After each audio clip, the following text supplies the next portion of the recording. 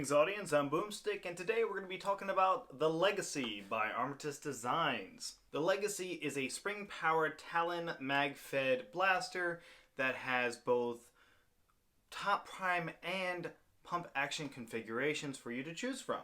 I'll have Armatus Designs email link down in the description below where you can reach out to him for both files and hardware. He will also be selling fully assembled blasters in the future as well. He's selling the files for $15, the hardware for $50, and fully assembled blasters for $150 plus $20 shipping, and that can be either for the top prime or pump action variant. I printed this blaster myself in PETG, which may have been a mistake since I found that PETG, it's a little bit harder to get support material off of it, and for this blaster that's a big deal. Now, when I printed mine, there weren't really any good printing instructions. Armatus Design is working on making some printing instructions so you know what orientation to print everything in.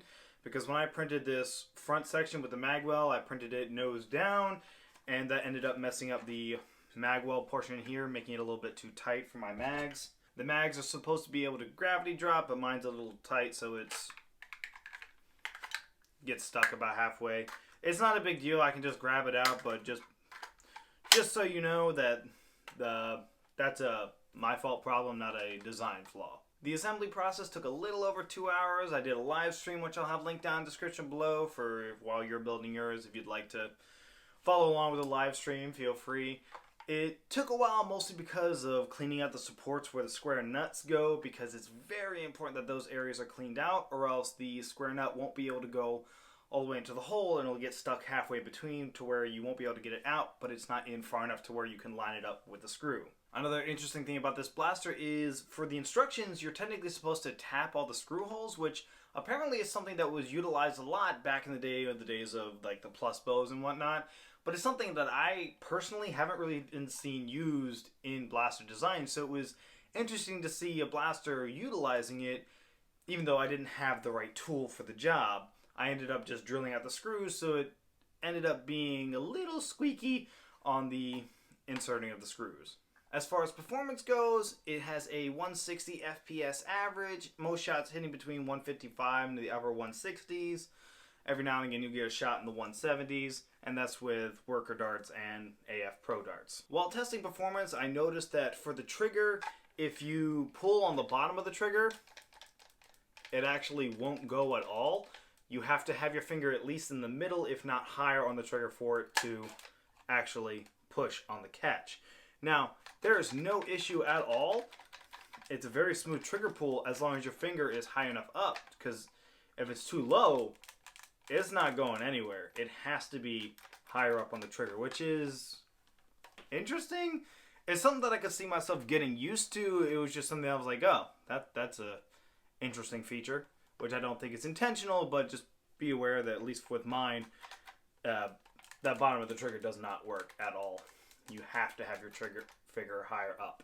What I'd really love to do with this blaster is actually tune it down a little bit, because I find that I prefer my blasters to either be at 120, 150, 200, or 250, depending on what group I'm playing with. So something that's 160, it's shooting too high for the 150 games I play at, but it's shooting a little low for my 200 games. So, talking with Armatus Designs, he recommended trying out a 9 or a 10 kilogram spring, which is actually pretty easy to change out. Once you undo these two screws right here, the whole back section with the catch can come off, and you can just take the spring out, no problem. Now, the big thing people are going to be comparing this blaster to is the Aeon Pro, because it is a very similar blaster, especially in the top prime configuration. Because it is a mag-fed Springer top prime blaster, the main differences being that the Aeon Pro is much cheaper. For just the files and the hardware and the shipping, you're going to end up paying closer to $80, $85, whereas the Aeon Pro I believe you can get for around $25. So it is a bit of a price difference. However, where the Legacy shines, in my opinion, is in the blaster shell, for one, because I personally think that the Aeon Pro is an ugly looking blaster. I get why people like it, but it's a little ugly for me.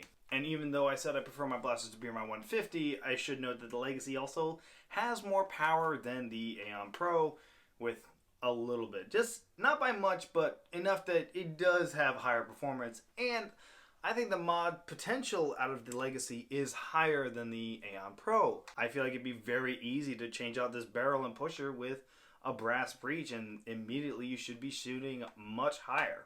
And the pump action setup for the Legacy has a nice setup to where it flows nicely with the blaster, whereas most of the pump action Aeon Pro kits I've seen, again, are also very blocky and put on. Not dissing any designs, just me personally, I just don't like how they look. The big things that I really love about the Legacy is this grip. This is a very, very comfy grip. And this top prime, this is a beefy top prime that I can get a nice hold on with a nice lip here that holds onto my hand as I prime the blaster back. Now I will say it is a beefy prime, but not uncomfortable. So I could easily prime this for a day of Nerf and not have any problems. The issue does come in for right here on the blaster. So my hand tends to sit a little high up and it rubs against this ridge right here on the grip, and over time that just really bites into my hand. I've taken a file and smoothed mine down to where the issue's not really there anymore, but I think just a slight adjustment to the STLs would really remove that problem, because that does get uncomfortable, and I would not want to do a day of Nerf with that biting into my hand. So when it comes down to it, you gotta ask yourself whether or not you like this blaster shell. I know I really like it, and that's why I went ahead and built one myself, and I would absolutely choose this and pay more for it than buying myself an Aeon Pro. But if you're on a budget and the features that this has don't really speak to you, then I can totally understand sticking with the Aeon Pro. It's really going to be down to what you guys decide to go with. But for me personally, I do recommend this blaster. Again, if you guys are interested in picking up a Legacy, I'll have the email to Armatus Design down in the description. Absolutely hit them up. Grab yourself a Legacy. If you like this video, go ahead and hit the like button. And if you'd like to see more from me or others around me, absolutely hit the subscribe button.